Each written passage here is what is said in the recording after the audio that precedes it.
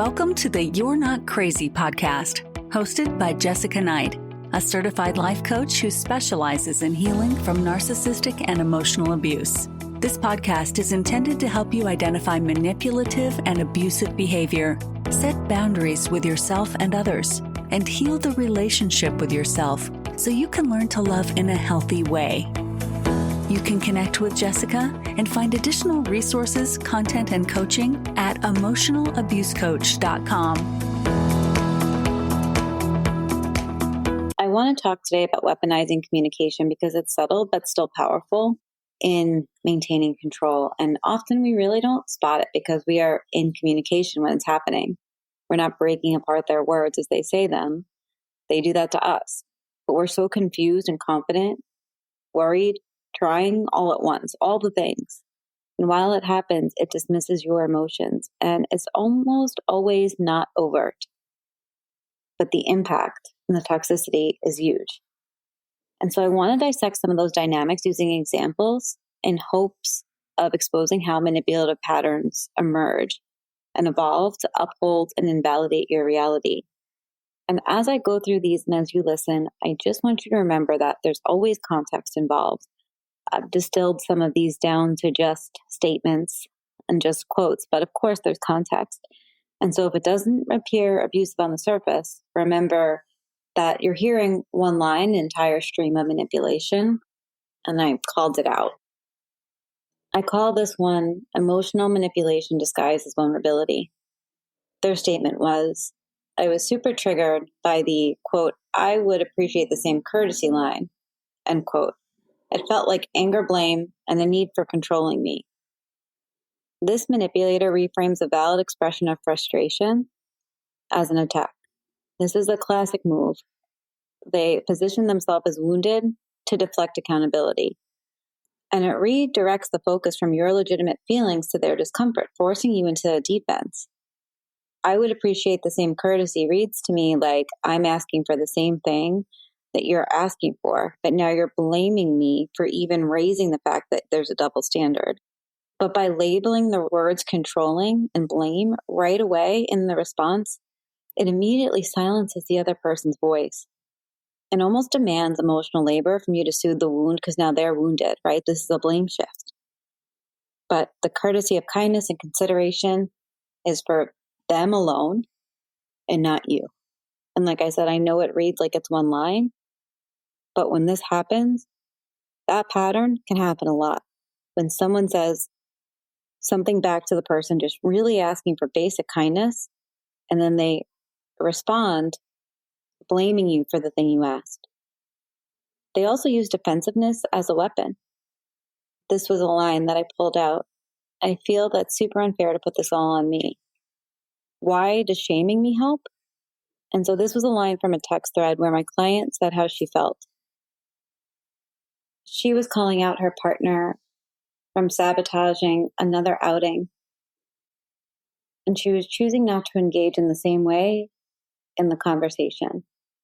This is how she was beginning to remove herself from the cycle of abuse. He did this with every event, outing, family event that she had, flight, concert, Broadway show. It was every single time he would have this meltdown. And so she basically said, we're no longer booking concerts because this was the fourth one they didn't go to.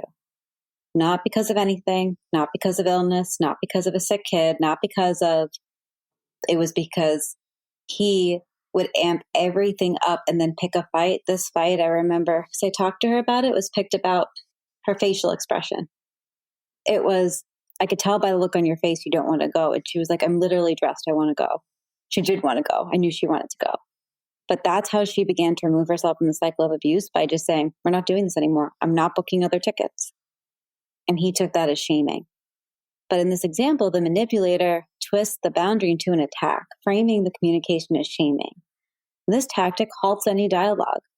It shifts the blame immediately and leaves you questioning whether your emotions were too harsh, if your delivery was too harsh, right? It sends us down the path, if I deliver this differently, and it's a strategic move that perpetuates their control by making sure that you feel guilty just for advocating for yourself, just for saying no. It silences your concerns entirely. because now you're expressing yourself and they take that as you shaming them. Another pattern is blame shifting and false equivalence. This is a statement I pulled out. Again, just remember, all of these obviously have more context. Their statement was, I deserve more than I've gotten to, but I don't blame it all on you. And so this is a subtle form of invalidation wrapped in a veil of kind of accountability. In this example, my client was setting a boundary, telling the manipulator she does not deserve the way he was treating her. And it was because she had spent so much time fawning. And this was after about an hour of him rage texting her that she eventually said, stop. I don't deserve this. And then that was his response. I deserve more than I've gotten to, but I don't blame it all on you. By claiming they do not deserve better together and doesn't blame it all on you, the manipulator diminishes the weight of your concerns while framing themselves as so gracious for not assigning full fault, even though he's assigning portions of the abuse on you that you might not be doing or not be causing. And so they assigned most of the fault, so it's not that bad. But this false equivalence negates the unequal emotional labor that you've already shouldered. And then they blame you while masking it as fairness. Now you're at this disadvantage, trying to navigate around this uneven playing field, because to go back and say, well, it actually is your fault, is not going to feel good, no matter what position that you're in. But you're here because you're in a manipulative dynamic, so you're also dealing with the guilt that comes with that too. Another one is coercion masked as ultimatums. This was a statement, and I'm going to be upfront with you and say, this was a statement that was said to me. This was after, I want to say, 8 months of couples therapy in which every single session ended with him saying or naming that he was going to do certain things better, and then he wouldn't do those things better. And so round and round the cycle we went. And it got to the point where I even said, I'm not fighting for a relationship. Either the dynamic changes or I'm not in the relationship anymore, but I'm not going to fight for a relationship.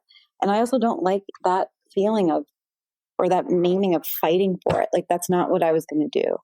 And so fight, number 3006 happened. And then this was in a text. He said, if you don't want to break up, then 1, fight for it, or 2, change your behavior. And now this was overtly manipulative.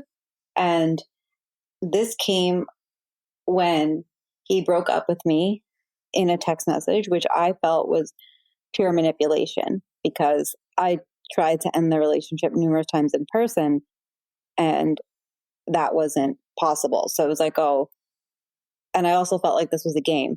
Like, oh, she set a boundary and did this thing, so now I'm going to up the ante by breaking up with you in a text message, because then he stonewalled me. And when I realized what was going on, he claimed the relationship was over, but that I should fight for it, which made absolutely no sense. And in this example, he framed the whole survival of the relationship as contingent on my actions. But where was his responsibility? He had just spent 3 days with tensions rising, which we talk about so much in the cycle of abuse. And then he snapped, and I didn't take the bait. So then he wanted to end it, which is another escalation. And his phrasing, fight for it, suggests that I haven't been trying for months or years, in which is dismissive and unfair. And so when I got this text, I was like, is he serious? It took away all the effort I had already made. And it was pure coercion, right? Because it trapped me. It was dressed as some sort of concern, but reinforced this power imbalance. He said some really abusive things that followed. And so, but this put me in a position where I had to fight for a relationship while they sit back and assess if I'm fighting enough. That was ridiculous. But I remember at the time feeling so confused that it's hard to even ask myself, wait, what am I even fighting for? It was absolutely gaslighting and crazy making. What came next was when he used silence as a weapon. The statement was, I'm not responding further. My above statement stands, fight for me instead of blame and shame. Everything I said in this example was blame and shame according to him, but it wasn't. I was expressing my feelings. He was disguising them as blame and shame. That statement and refusing to engage in an actual conversation is a way of asserting control. By withdrawing, he positioned himself as rational. And it forced me into this reactive state where I had to push back against what he was saying. And then he was silenced, and it was calculated because it left me chasing down closure and validation. And it made me really emotionally vulnerable at the time, because in this way, he was dictating what was blame and shame. Yet the statement alone was shaming. I'm not responding further. Fight for me instead of blame and shame. You're shaming me because you're perceiving my feelings as blame and shame. I'm going to offer something that is in the reverse. And this is what gaslighting and the denial of your reality looks like. This is something a client said to her abuser. At this point, everything I've said has been invalidated and shut down. I can't speak. When I do, I'm shut down or told that it's something else. And this pattern is what I want to point out in a reverse. This was something that she was doing as an attempt to set a boundary when she was just exhausted. And the pattern revealed that this was gaslighting in like the purest form. What her ex was doing over and over was creating a Chinese finger trap out of the conversation. He reframed her emotions as unreasonable or harmful, and she was losing her confidence in her own reality. And each deflection made her wonder whether her feelings were valid. And it led to a destabilized emotional state where control over the narrative, or who's able to have that narrative, was theirs alone, the other person, the manipulators. And so here's what to look for in weaponized communication if you feel like something's just not right. Deflection, they'll constantly redirect, focus away from your feelings, centering around their discomfort or their victimhood. They use guilt as a tool by framing your needs as blame or shame. They make you second guess your right to express yourself. Ultimatums are coercion, and they subtly reinforce control, making you feel solely responsible for the relationship's health. And there's invalidation. They dismiss your emotions, and that creates a cycle of self-doubt, keeping you emotionally off balance all of the time. When there's weaponized communication, it's not just poor communication, it is a strategy to dominate the narrative and erode your emotional stability.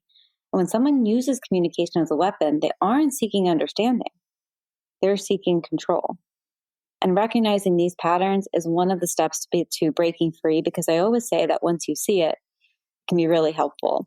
And this is like basically the purpose of the course that I created on mapping out your cycle of abuse, is because once you can see yourself and what's happening, then you stop wondering if you're crazy because you're seeing it clearer and clearer.